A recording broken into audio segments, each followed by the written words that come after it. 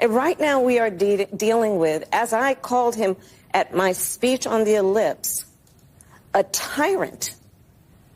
We used to compare the strength of our democracy to communist dictators. That's what we're dealing with right now in Donald Trump. And these titans of industry are not speaking up.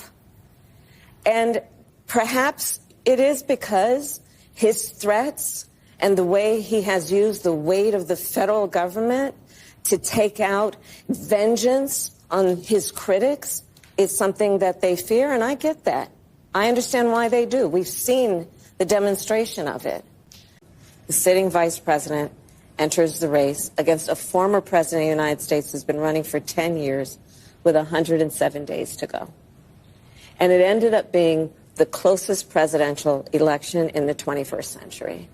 Since the general election among the overall electorate, she is not well liked at this particular point. The American people, they don't want this. They don't want her. And get this, she's 37 points underwater with independents. If you can't win independents, you can't win the election. And the bottom line is, with those in the center of the electorate, those who are the most up for grabs, she is way underwater. She is definitely swimming with the fishes. So that's overarching, right? Looking at the whole country. What about Democrats in particular? Where does she stand with Democrats? Yeah, okay. So what about the political base that is Democrats? Well, why don't we talk here? All right. Top choices for 2028 Democratic nominee. Now, it's still really early, but I think this really tells you that over the last few months, Democrats have really sort of put Kamala Harris on the back burner. What are we talking about? So back in April, she was 28% of Democrats said that she was their top choice for the 2028 nominee. Look at where she's dropped. She's dropped by nearly 10 points since April, only 19% now. She was 20 points ahead of Gavin Newsom back in April, and now the two of them are dead heat. In fact, she's actually 2 points behind Gavin Newsom, though that's within the margin of error. But when you go from 20 points ahead of Gavin Newsom to 2 points behind, it's clear that Gavin Newsom is doing something the Democratic Party and the Democratic voters want, and Kamala Harris ain't doing that. And this also, when you look at that number, like gives a lot of space to a lot of other people that might want to jump into the race. Let's talk about her home state, which is obviously a state that is a Democratic state. How are they feeling about Kamala Harris? Yeah, okay. So voters nationwide ain't liking what they're seeing from Kamala Harris. Democrats are far more open to other options for 2028. But how about in the home state? Well, it pretty much says the exact same story. Californians on Harris's runs for president. Back in 2024, she got 58% of that vote. Now, only 42% of Californians are excited for another run for Kamala Harris for president. So no matter where you look, whether you look nationally among voters overall, nationally with Democrats, or within her home state, Kamala Harris's political standing has fallen. Now, obviously, we'll see whether or not this book has any big changes. But at this particular point, Kamala Harris's political career, time seems to be running out on it. I guess I'd ask you to just elaborate on that a little bit. It's hard to hear. Yeah. With you running as, you're the first woman elected vice president. You're a black woman and a South Asian woman elected to that high office, very nearly elected president. To say that he couldn't be on the ticket effectively because he was gay is hard to hear. No. That's not what I said. She wanted Mayor Pete, but thought he was too gay. Pete read the book, and he's not happy with Kamala. I was surprised when I read that. I just believe in giving Americans more credit than that. My experience in politics has been that the way that you earn trust with voters is based mostly on what they think you're going to do for their lives, not on categories. That he couldn't be on the ticket because he is gay. My point, as I write in the book, is to be a black woman running for president of the United States and as a vice presidential running mate, a gay man, with the stakes being so high, it made me very sad, but I also realized it would be a real risk. We got this lady sitting down with Rachel Maddow on MSNBC, and she's discussing this book that she's been hard at work writing for the furtherance of the liberal agenda, or the agenda of justice and the righteous cause of the left wing of our political arena or sphere. And she's doing this for you, the Americans, for us. She's not doing this so she can make money. She's not doing this for financial gain. She's not doing this to parlay her failed presidential campaign into millions and millions of dollars.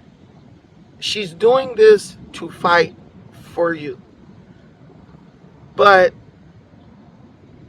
while doing this, she's basically been hiding from you and pretty much has been silent about everything that has happened since our newest president, Donald Trump, has come into office.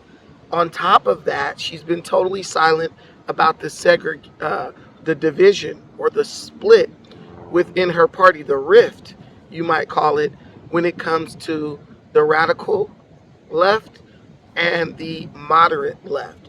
One of which is totally unelectable, and America has overwhelmingly said that they do not want that wing of the Democrat Party to be in charge of running the country. That is the radical left. Now, you do have a moderate side of the left, if you can call it that, and they seem to want to move things back to the middle. They seem to want to find a little bit more common ground with Republicans and Libertarians and pretty much go back to business as usual when it comes to American politics. They want to go back to the two wings on the same bird type of approach to running the country. Kamala Harris as the latest presidential candidate, is clearly, should be the clear party leader, right? Donald Trump was the Republican Party leader when he was president. He lost his second try at becoming president. But though he lost his second attempt at becoming president, or his re-election campaign, he still remained the party leader. Kamala should be operating as the party leader for the Democrat Party, but instead she chose to go into hiding to write a book in which she airs out all of her Democrat buddies. There are many things that stood out about in that conversation with Rachel Maddow, but one thing in particular has people up in arms, and that is where Kamala says that she could not choose Pete Buttigieg as her running mate for vice president because he is a member of the LGBTQ community. Kamala basically says, I couldn't pick Pete because I'm a black woman. He's a white gay man. And because of the Republicans, this makes it impossible for this tandem, two people coming from these two different social backgrounds. It's impossible for them to be elected to an office as high as the presidency of the United States. Kamala didn't say it's because the American people have an issue with electing a homosexual man and a black woman. She tries to blame it on Donald Trump. I mean, that guy gets blamed for everything these days, right? Instead of just saying, hey, America is not ready for or does not want a homosexual vice president, it becomes a problem or an issue or a insult, per se, directed at a certain person and or demographic within America. But would you guys believe that there are many places in America that are governed by all Democrats that will not elect someone who is homosexual to any office, especially president or vice president of the United States? It's not a Republican issue. It's not a Democrat issue. It's an America issue. And there are reasons why people have reservations about doing so. And that's their own reason, and it should be respected.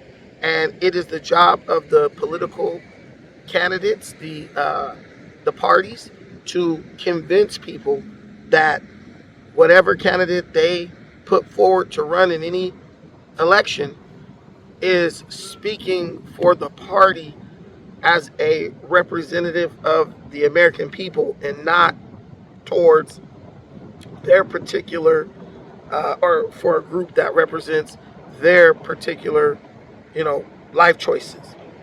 That's on them. But what's so crazy is Kamala Harris has not learned the number one lesson that she should have taken from her failed presidential campaign. The American people are not stupid. If you try to blow smoke up their butts, up our butts, we will realize it. We will realize it. We will go do our research. We will call you out on it. We're forgiving people, so we'll give you an opportunity to change course. But if you refuse to take advantage of that opportunity, ultimately, we are not going to vote for you in any election in large numbers, no matter what you attempt to run for. Now, Kamala had a very good track record when it came to getting elected in California. But that's because Kamala had millions and millions and millions and millions and millions of dollars in campaign donations so that she could basically outspend everybody who was running against her, right? Kamala Harris tried to use the same strategy against Donald Trump. She said, I'm going to basically buy this election like she's bought every other elected position she's ever had. But it didn't work. The American people as a whole saw through her facade.